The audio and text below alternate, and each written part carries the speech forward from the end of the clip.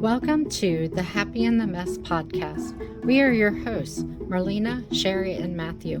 We are therapists and coaches, and we want to share our own stories with you, as well as the wisdom, insights, and tips we've learned along the way. Thanks for tuning in to this episode. So there's a series of popular fail videos that have this little voiceover. It was then that he realized he messed up. So today we're going to talk about how to actually move past that moment. What happens once that video quits rolling and we have to live with the impact of mistakes, errors, hurts, any of this gloriousness that we get to feel as human beings, and ultimately work on how to forgive ourselves. So welcome today to the Happy in the Mess podcast. I am the king of failures, your host, Matthew Morgan, and I'm joined today by two awesome coaches and counselors, Marlena and Sherry. And all three of us would like to let you know that you are welcome here, even if, and especially if, you feel like you've messed some things up. So the first step to feeling better is make sure that you like this video, share it on your platform. No, I'm just kidding, but it does help us. Make sure you like it on your platform. Give us a nice rating or review.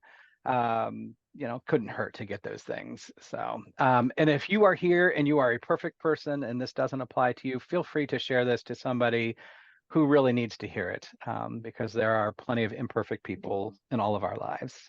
So, feel free to check out our links. You can find those on show notes typically. Obviously, we all have our own businesses and we would love to chat with you if you so desire.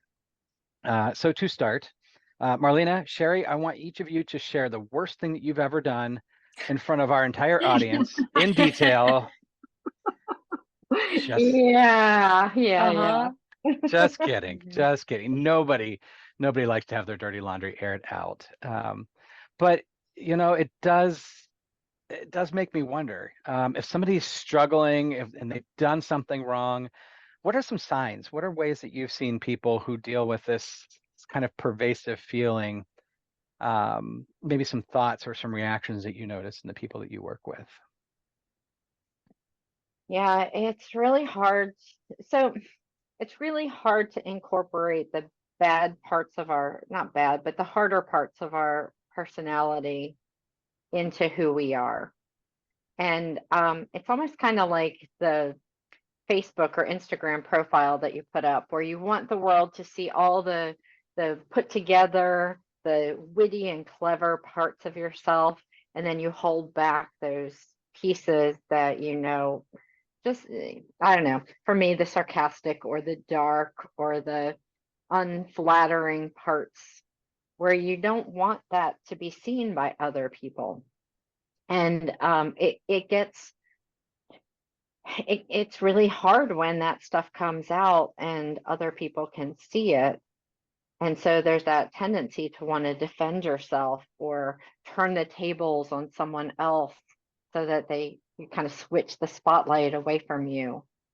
And so when you've done something that's really visible to other people where you've screwed up, then it's hard when you live in that world where you're like trying to put that best picture forward and keep the dark stuff hidden. Then when that becomes visible because you really messed up with something, it's like this double hit, because you are trying to play cleanup on how other people see you, but you're also wrestling with that part of yourself that's disappointed in yourself or hurt or frustrated with what you did.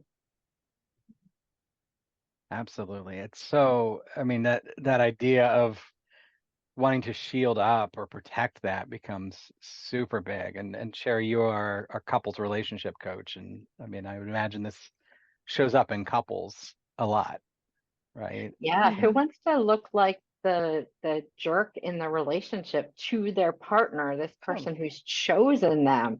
Like, that is just even harder than maybe having your dirty laundry on Facebook. Mm-hmm. Absolutely. Very intimate, right? Marlena, you are spiritual singles coach. You deal with people who are in that opposite spectrum, but I think this is still a really common feeling. How does this show up in the people that you work with? I think it's when people are able to actually look at it and there's a drop in defensiveness, there's just a lot of shame. And then that kind of blanket, now I am bad because I've done this bad thing. And so they start to confuse the thing that they did, that perhaps guilt is warranted, but not a wholesale then absorption of shame of who they are.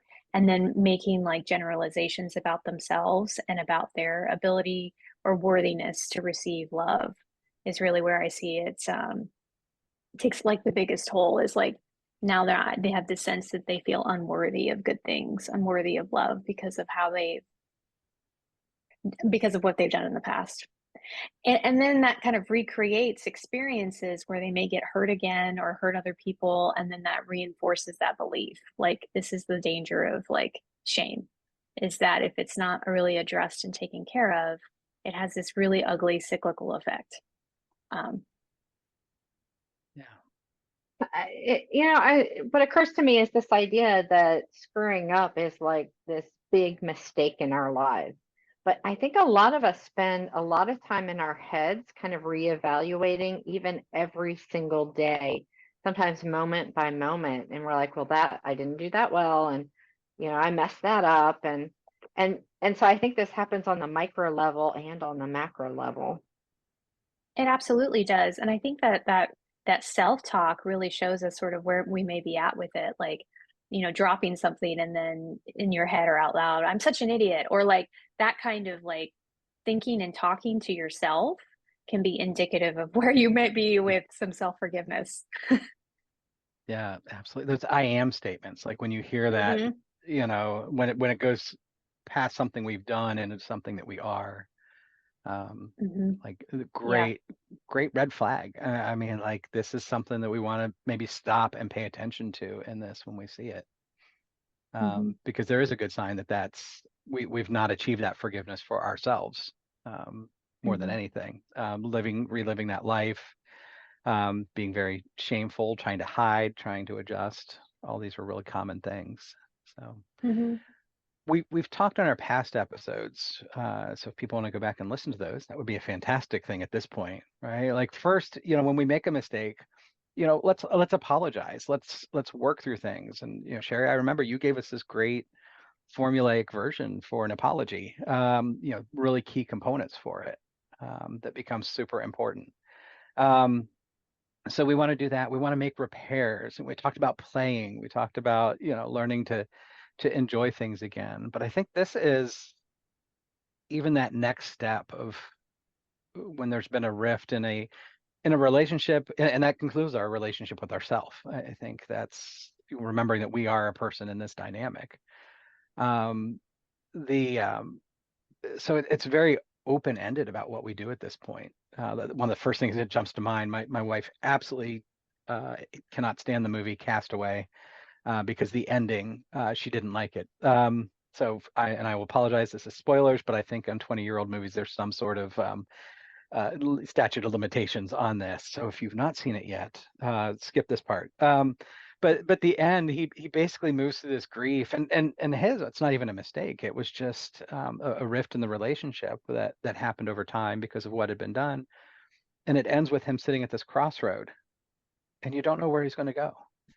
And so I think a lot of times we can find ourselves in that position as people.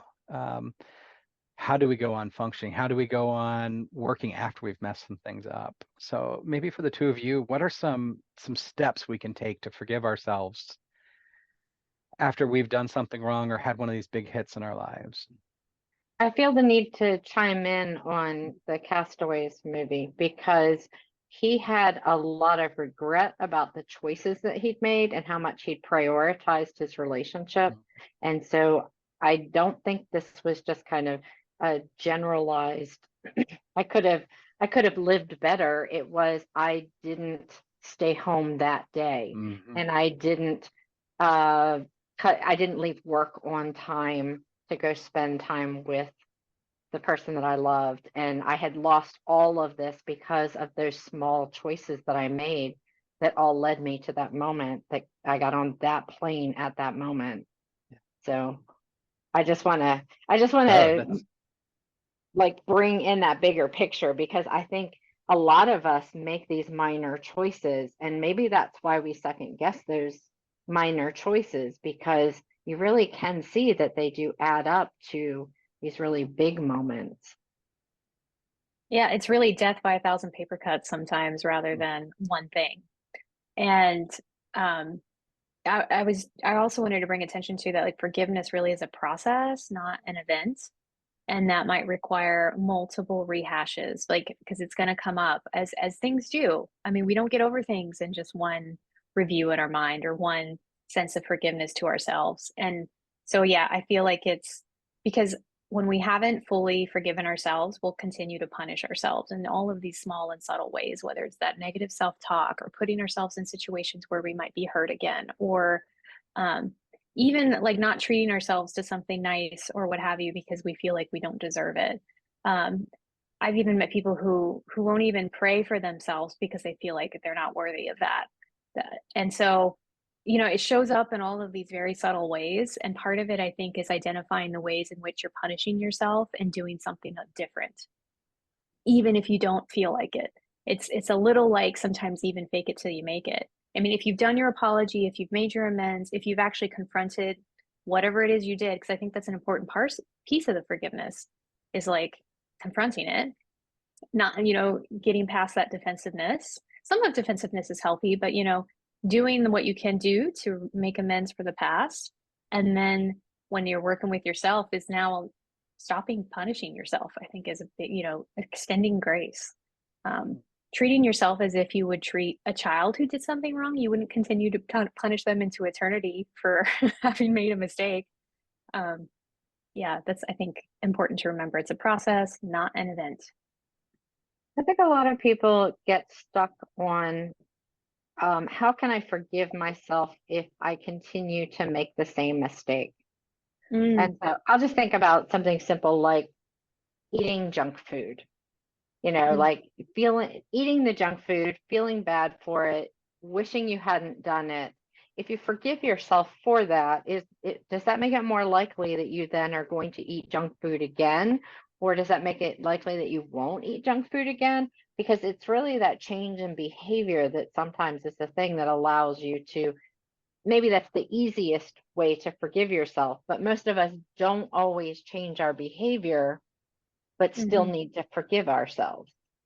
Mm. That's a tough one, Sherry. That's a really good one, because of those small little behaviors that may not be offensive or hurtful to another, but we keep like lashing the whip at ourselves because we keep doing things that perhaps we don't want to keep doing. I feel like that's also a whole nother piece of this, right? Like of self-forgiveness, not just what I've done to someone else, but what I keep doing to myself. Interesting. Yeah. And so all of this together, this idea of, and I love this idea of forgiveness and right. I mean, we don't forgive and forget. And I think we talked about that, right? Like it would be nice if we had the Men in Black flashy thing and we could just like, hey, I said I'm sorry, it's gone, you know.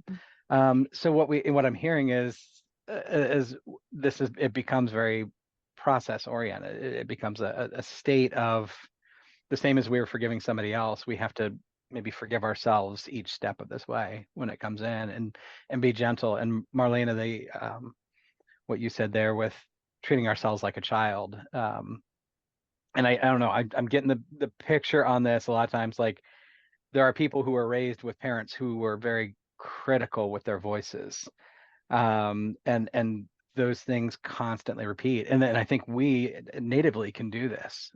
Matthias Barker, is a therapist that I follow, has this wonderful training on that internal voice with our oh no, I'm sorry, I was wrong. It's not Matthias.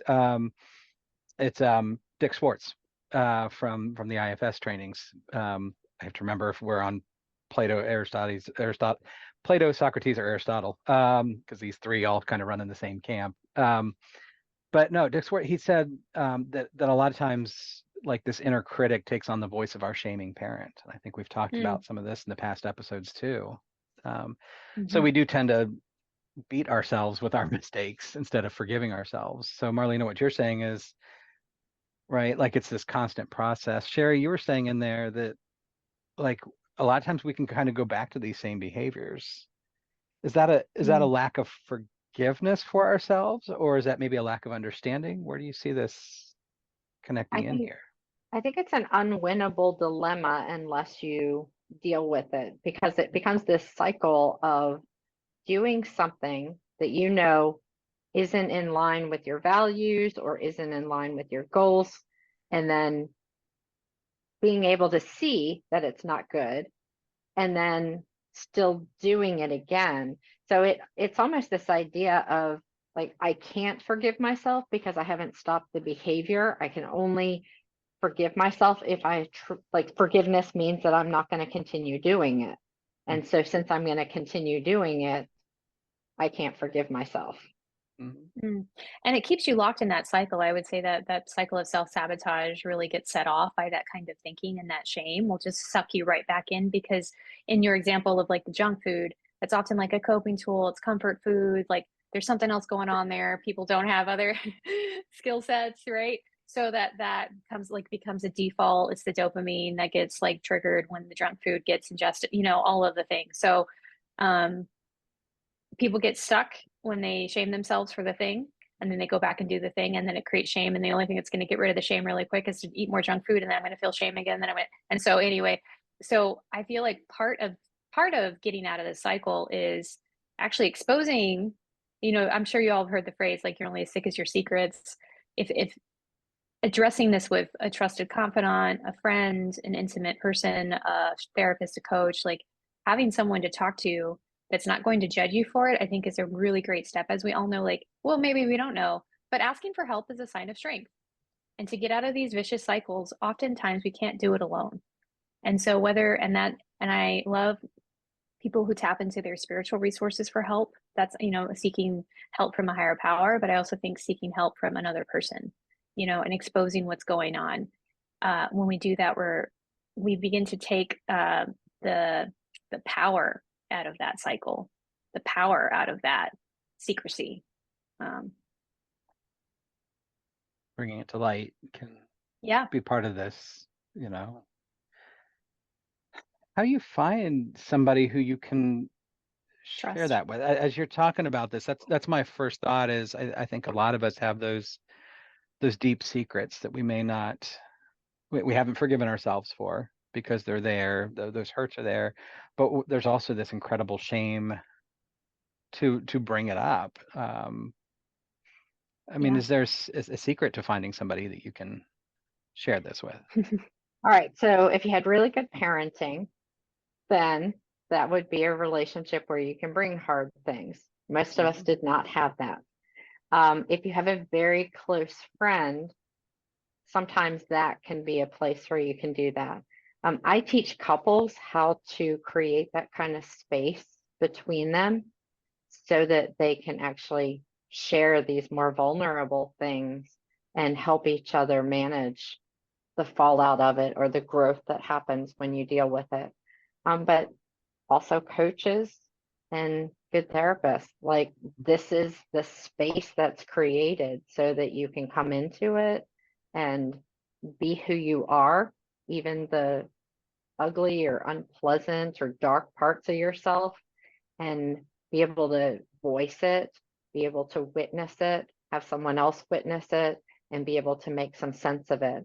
A lot of times we kind of file these things away in our brain. And so it's like the old file cabinets where you'd have files and you have names of each file. And what we do is we kind of flip past the name in it. And every time we see the name, we're like, oh, that sucks. I don't want to go there. Makes me feel terrible. So we don't actually open up that file and look and see what's inside of it. And doing something like therapy or working with a coach, you have that space to pull that file out, look and see what's actually in there. And often it's not the same thing that we think is in there because we haven't looked in that file for a long time. So definitely finding someone who can help you do that. There's a lot of options for doing that. Yeah, and to add to that, I would say I think 12-step groups can be a really great place to find trusted confidants to share things with if you're a part of a religious organization and there are small groups or trusted leaders or servants in those places. that can be an extremely helpful. Meditation groups also have it really is though discerning who can keep my confidences, who's not going to judge me. And maybe we need to make a whole nother episode on how we create and sustain deep friendships. I think that is something that's probably lacking in a lot of people's lives, is having deep friendships where they can share these kinds of things with people. I mean, it doesn't always have to be a paid professional, but that is what we are here for too. But back to Sherry's point. Oh, and I lost my train of thought. I was just going to say something about this. That distorted thinking happens when we've kept this secret or this unself forgiveness for so long. We have distorted thinking around it. Not only because we haven't actually looked at it, but someone else's eyes has not been exposed to it either. And usually someone else can provide perspective that we have completely lost or not been able to access because we have thought about it for so long and felt bad about it for so long. It has probably taken on a proportion greater than it is, or we just don't see it clearly when we're the only ones looking at it. We just don't see it clearly.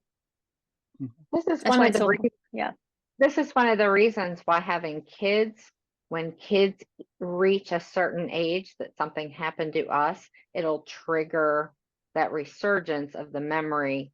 Because if we have something that happened to us when we were 8, we filed it away in our 8-year-old mind. And so we think about it from that perspective of an 8-year-old. And when our kid hits 8, we look at that 8-year-old and we're like, that's how old I was when that happened. And it almost forces us to like bring that memory out and switch the perspective. So when you go to therapy, that's one of the things that can happen pretty safely and easily, is the therapist helps you like pull that memory out and switch the perspective so that you're now looking at it from your present self rather than the age or the maturity that you were when that happened. Mm. Yeah, that's so key. And I think maybe one of the things I'm hearing here is that taking time to understand this shame, guilt. I have a client who just referred to it as schmilt because it was easier than having to work through which one is which. So part of it is this, being present, being in the moment, letting it go. But then there's also part of it of giving yourself this space to process through it as the understanding before the event or as the event was unfolding, not necessarily from our going back to the castaway moment, right? Like it's easy to look at the end, but we also have to look at all those decisions, that he's beating himself up for. But he had no way. It wasn't like he intentionally set out saying, gee, I think I'm going to go, have a plane crash, be a sole survivor and have a volleyball be my only friend. I mean, there was no intent to get to that point. Oh, that's a really good point, though. I mean, you make me think of like isolation being one of the symptoms of lack of self-forgiveness, a lot of isolation from others. This is why I think talking to someone is so important, is like bring it to the light, because we'll isolate, we'll avoid, we won't engage in meaningful relationships when we're in that place. Again, it comes back to a lack of worthiness. And sometimes it touches on other things. Like we talked about death by I said death by 1,000 paper cuts. And so it can touch on all the times we have felt guilt and shame. And so sometimes I think like just doing a cognitive behavioral style of like redirecting your thinking or what have you away from that is not helpful, because it's sort of like, as my friend said so eloquently last night to me, she's like, it's like trying to beat back the ocean. Like you just sometimes got to like dive into the waves rather than trying to pretend, you can't beat back the ocean. And so going into like, what else is this bringing up? When did this start? What might else be contributing to this feeling? And, I wonder, how did it develop? And having someone to reflect upon with, or even in your own journal, to start going back a little further to understand more deeply what's going on here, can be really helpful. That question of what is this tied to, or what does this remind you of in your childhood, can be a very powerful one that can shift your whole perspective and understanding on what's happening presently. Now, we've been talking a lot about talking to someone else. The reason that we are talking a lot about that is because there are three different processes with words in your brain. One is how you think about it on your own, but sometimes that can get into these loops where you keep repeating the same information again and again. And without new input, it becomes rumination. So speaking it out loud to someone else forces your brain to think. It's like you have to hear it, and so it takes it through a different process. But writing is the third way that words can really be powerful, because you then are thinking in terms of what you're writing, putting it into that structure, and then you're also reading it as you're writing it. And so that also helps you kind of break out of that cycle that happens when you just think about it. And a lot of times people will think, well, I've been thinking about that. That's the same as talking to someone else, or that's the same as writing it. But they're completely different processes that you're tapping into in your brain functioning. I'm really glad you brought that up, because there is such power in putting like pen to paper or even typing on your computer, as well as talking to somebody. Because yeah, when they stay and speaking it out loud, even if you're not even talking to someone else, I'm a big fan of speaking things out loud in your car by yourself, because it forces you to think differently about it. Yeah. When you And to hear hear it, it goes back in Mhm. through a different part of your brain, which is the auditory part. You're right. I forgot about Absolutely. speaking it out loud, which is another hmm mechanism for doing that. Absolutely. Yep. And I would also add in there, even that mindful approach, the act of a voice makes a vibration. It makes almost it can be a very comforting feeling to somebody, to hear a voice, to process it and feel it within you. I go back to like that. It's almost like a vagal nerve stimulation of just like it's okay. And the way that we talk to ourselves, I think, becomes very key too. Listening to our inflections and our tones, and Sherry, to your point, I think our inner voice can be super harsh and super critical sometimes. And a lot of times I work with people and like, how do we get that out? And how do we put a different voice to it? One of my favorite ones is Marlin from Finding Nemo. We take that inner critic that sounds big and mean and dark, and we put it in this really nervous, high-pitched voice, and all of a sudden it's not as bad. It's like, oh, now I'm understanding why this is there. Yeah, or shifting it to give it that role of it's a protector. That voice is being really critical because it's trying to protect you from getting Mm, hurt.